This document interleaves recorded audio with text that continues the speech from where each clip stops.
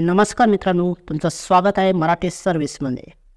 तर आज आपण पाहणार आहोत, जर तुम्ही PM किसान योजनेमध्ये नवीन नोंदणी करू इच्छिता, नवीन रजिस्ट्रेशन करू इच्छिता 2024मध्ये, तुम्हाला 16वा हप्ता जर पाहिजे असेल लवकरात लवकर, तर स्टेप बाय स्टेप कसं प्रोसेस करायचं, जेणेकरून आपलं जे प्रोसेस आहे, ॲप्लिकेशन आहे, ते व्हेरीफाय लगेच होईल. तर आपल्याला 16वा हप्ता लगेच आपल्या बँक अकाउंट किंवा पोस्ट ऑफिसमध्ये लगेच भेटेल. तर ते ॲप्लिकेशन कसं करायचं ते आपण या व्हिडिओमध्ये स्टेप बाय स्टेप प्रोसेसमध्ये लाईव्हमध्ये पाहणार आहोत. तर हा व्हिडिओ पूर्ण पाहायला विसरू नका. चला तर व्हिडिओला सुरुवात करूया. त्या गुगल क्रोमला जाऊन PM किसान योजनेची वेबसाईट आहे, ती वेबसाईट तुम्हाला इथे ओपन करायची आहे. वेबसाईट ओपन केल्यानंतर तुम्हाला इथे न्यू फार्मर रजिस्ट्रेशन हा जो ऑप्शन दिसतोय त्यावर तुम्हाला इथे क्लिक करायचं आहे. हा ऑप्शनवर क्लिक केल्यानंतर तुमच्यासमोर अशा प्रकारे दोन ऑप्शन येतात, रूरल फार्मर रजिस्ट्रेशन आणि दुसरा आहे जो अर्बन फार्मर रजिस्ट्रेशन.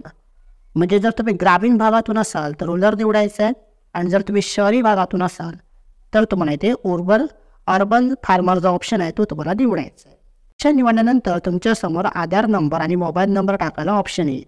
आधार नंबर, मोबाईल नंबर टाकावा. त्याच्यानंतर तुम्ही तुमचं राज्य तुम्हाला इथे टाकावं लागेल. राज्य टाकल्यानंतर जो कॅप्चा दिसतो तो कॅप्चा तुम्हाला इथे फिल करायचा आहे. कॅप्चा फिल केल्यानंतर तुम्ही सेंड OTP या बटनवर क्लिक करून तुम्हाला तुमच्या मोबाईलवर एक OTP येईल. हा OTP जो आहे, जो आधार कार्डला तुमचा जो मोबाईल नंबर लिंक असेल त्या नंबरवर तुम्हाला इथे एक OTP येणार आहे. तो OTP तुम्हाला इथे पुन्हा एंटर करायचा आहे. त्यानंतर कॅप्चा टाकून तुम्हाला इथे सबमिट या बटनवर क्लिक करायचं आहे.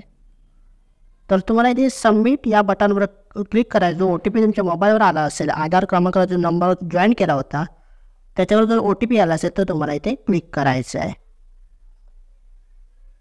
OTP सबमिट केल्यानंतर पुन्हा एकदा अजून एक OTP येईल. आधार रजिस्ट्रेशन मोबाईल नंबर, जो आधारला नंबर असेल त्याच्यावरही OTP येईल. दोनदा असा तुम्हाला इथे OTP येणार आहे. पुन्हा एकदा जो OTP आला असेल त्यावर तुम्हाला पुन्हा एकदा इथे क्लिक करून OTP इथे एंटर करायचा आहे. आणि त्याच्यानंतर तुम्हाला इथे खाली व्हेरीफाय आधार जो ऑप्शन आहे त्याच्यावर तुम्हाला इथे टिकमार्क करायचं आहे. व्हेरीफाय केल्यानंतर तुमच्यासमोर अशा प्रकारे तुमची डिटेल्स दिसेल, जी आधार कार्डवरून घेण्यात येईल. तर तुम्हाला इथे तुमचं राज्य, जिल्हा, तालुका, अशा प्रकारे गाव तुमचं इथे सर्व तुमच्या ज्या लिस्टमध्ये असेल त्या लिस्टमध्ये तुम्हाला इथे निवडायचं आहे. किंवा तुमचं गाव असेल, तालुका असेल, राज्य असेल, ते सगळे तुम्हाला निवडायचं आहे. अशा प्रकारे इथे निवडायचं आहे. त्यानंतर तुम्हाला फार्मरचे डिटेल्स असते, नाव असेल, ते तुम्हाला तुमच्या आधार नंबरवरून तुम्हाला इथे ऑलरेडी फेच झालेली असेल.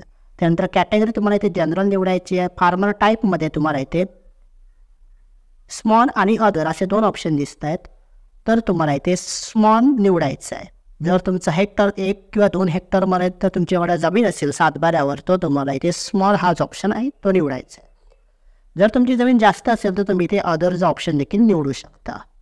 तर आपण आता स्मॉल निवडणार आहोत आणि इथे प्रोसेस करणार आहोत. तर हे हेक्टर तुम्हाला निवडल्यानंतर तुमच्या सगळं आधार कार्डचा आधार टाईप तसंच राहू द्या. मोबाईल नंबर तुम्ही एकदा चेक करून घ्या, तुमचा ॲड्रेस चेक करून घ्या जो आधार कार्डवरून आलेला आहे. त्यानंतर मेन मुद्दा येतो लँड रजिस्ट्रेशन ID. आता हे लँड रजिस्ट्रेशन ID कुठून घ्यायचं ते आता आपण पाहणार आहोत. तर लँड रजिस्ट्रेशन IDसाठी तुम्हाला सातबाऱ्यावर अशा प्रकारे एक ULP नंबर इथे दिसेल. तो ULP नंबर म्हणजेच तुमचा लँड रजिस्ट्रेशन ID असतो. तर तुम्ही नवीन सातबारा, जर तुमच्या जुना सातबारा असेल त्याच्यावर ULP नंबर नसेल तर तुम्ही एक नवीन सातबारा काढून घ्या, आणि नवीन सातबाऱ्यावर तुम्हाला एक ULP नंबर दिसेल. तो ULP नंबर तुम्हाला इथे जशाचा तसा इथे तुम्हाला टाकायचा आहे. त्यानंतर रेशन कार्ड नंबर असेल तो टाकला नाही तरी चालेल. त्यानंतर तुम्हाला डेट ऑफ बर्थ असेल ते डेट ऑफ बर्थ तुम्ही इथे तुमची पाहून घ्या. त्याच्यानंतर किसान मानधन योजनेमध्ये तुम्हाला यस किंवा नो इथे करायचं आहे. जर तुम्ही लाभ घेत असाल किसान मानधन योजना तर तुम्हाला इथे यस करायचं आहे. त्यानंतर तुम्हाला इथे एरिया, म्हणजे आता तुमच्या नावावर किती जमीन आहे ते तुम्हाला इथे ॲड करायचं. त्यासाठी तुम्हाला आता एरिया तुम्हाला इथे ॲड करायचं आहे. ॲडवर क्लिक करा. लँड डिटेल्स म्हणजे तुमच्या जमिनीची डिटेल्स तुम्हाला इथे ॲड करायचे. तर त्यामध्ये तुम्हाला ऑप्शन आहे सर्वे नंबर, खाता नंबर आणि एरिया नंबर. एरिया तुमच्या अकाउंटला तुमच्या नावावर किती एरिया आहे ते तुम्हाला इथे टाकायचं आहे. ही सर्व डिटेल्स तुम्हाला सातबारामध्ये भेटेल. जो सातबारा तुम्ही अपलोड करणार आहात त्यामध्ये जो खाता नंबर असेल तो इथे तुम्हाला टाकायचा आहे. त्याच्यानंतर खासरा नंबर, डॅग नंबर, सर्वे नंबर जो असेल तो टाकायचा. आणि सातबाऱ्यावर तुम्हाला हेक्टर एकूण क्षेत्रफळ दिसेल ते क्षेत्रफळ इथे तुम्हाला टाकायचं आहे. या 3 गोष्टी टाकल्यानंतर जशाच्या जशा तुम्हाला सातबाऱ्यात आहेत तशाच तुम्हाला इथे या 3 गोष्टी टाकायच्या. ट्रान्सफरच्या म्हणजे जी जमीन आहे सातबाऱ्यावर ती तुमच्या नावावर कधी झाली आणि 2019 पूर्वी जर तुमच्या नावावर जमीन झाली असेल तर तुम्ही तरच तुम्ही PM किसान योजनेला पात्र आहात. जर तुमचं रजिस्ट्रेशन किंवा तुमच्या नावावर जी जमीन आहे ती 2019 नंतर झाली असेल तर तुम्ही इथे पात्र नाही आहात, तर तुम्ही इथे PM किसान योजनेसाठी अपात्र ठरणार आहात. जर तुमची जमीन आहे ती तुमच्या नावावर 2019 पूर्वी झाली असेल तर तुम्ही इथे बिफोर 2019 हा जो ऑप्शन आहे फर्स्टवाला तो तुम्हाला इथे निवडायचा आहे, तरच तुमचं ॲप्लिकेशन इथे पात्र करण्यात येईल. आणि त्याच्यानंतर तुमची जमीन तुमच्या नावावर कशा प्रकारे झाली असेल, डेट ऑफ हजबंड असेल, फादर असेल, जे असेल ते तुम्हाला इथे टाकायचं आहे. जर वारस हक्काने तुम्हाला जर ही जमीन भेटली असेल तर तो 3 नंबरचा ऑप्शन आहे विरासत, तो तुम्हाला इथे निवडायचा आहे. तर आपण तो ऑप्शन निवडणार आहोत आणि इथे प्रोसेस करणार आहोत. त्यानंतर तुम्हाला इथे लँड डेट वेस्टिंग हा जो ऑप्शन दिसतो, लँड डेट वेस्टिंग म्हणजेच तुमच्या सातबाऱ्यावर जो फेरफारचा दिनांक असतो तो तुम्ही इथे टाकू शकता. तो लँड डेट वेस्टिंग तुम्ही इथे टाकू शकता, म्हणजे जमीन तुमच्या नावावर कधी झाली ते तुम्हाला इथे टाकायचं आहे. तो दिनांक टाका. त्याच्यानंतर पट्टा नंबर जो आहे तो पट्टा नंबर इथे गरज नाही आहे, तुम्ही तुमच्याकडे असेल तर यस करू शकता, नसेल तर नो करू शकता. आपण इथे नो करणार आहोत आणि त्यानंतर तुम्हाला इथे ॲड या बटनावर क्लिक करायचं आहे, म्हणजेच तुमची डिटेल्स जी आहे ती इथे ॲड होईल. डिटेल्स ॲड झाल्यानंतर तुम्हाला पुन्हा खाली द्यायचं आहे आणि तुमचा जो सातबारा असेल तो तुम्हाला इथे चूज फाईल करून तुम्हाला इथे सातबारा अपलोड करणं गरजेचं आहे.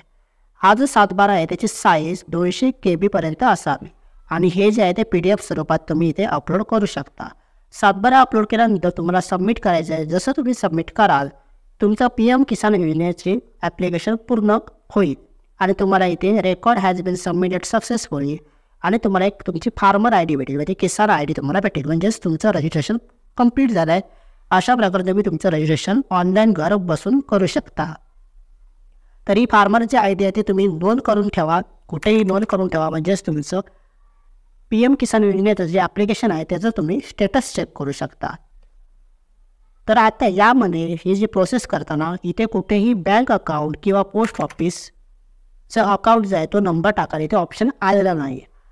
याचा अर्थ असा होतो की ज्या आधार कार्डला तुमचं बँक किंवा पोस्ट ऑफिस लिंक असेल त्या आधार कार्डच्या साहाय्याने तुम्हाला डायरेक्ट तुमचे पैसे ट्रान्सफर होणार आहेत. म्हणजे DBTच्या माध्यमातून जे पैसे ट्रान्सफर होतात, ज्या आधार कार्डला जो नंबर लिंक असेल त्या अकाउंटमध्ये ते पैसे ट्रान्सफर होणार आहेत. तर त्यासाठी आपण ऑलरेडी व्हिडिओ बनवले आहेत की नेमके PM किसान योजनेचे पैसे कुठे येणार आहेत. तर तो व्हिडिओ तुम्ही अजून पाहिला नसेल तर इथे जो तुम्हाला व्हिडिओ दिसतो आहे त्यावर क्लिक करा, म्हणजेच तुम्हाला समजेल की नक्की PM किसानचे पैसे आहेत ते तुम्हाला कुठे भेटणार आहेत. तर अशा प्रकारे ही जी रजिस्ट्रेशन प्रोसेस होती ती तुम्हाला कशी वाटली, घर बसल्या सोप्या पद्धतीने तुम्ही तुमच्या मोबाईलवरून PM किसान योजनेचे पैसे घेऊ शकता. तर लवकरात लवकर 16व्या हप्त्याच्या आधी ही प्रोसेस करून घ्या. तर चला भेटू पुढच्या व्हिडिओमध्ये. तोपर्यंत जय हिंद, जय महाराष्ट्र.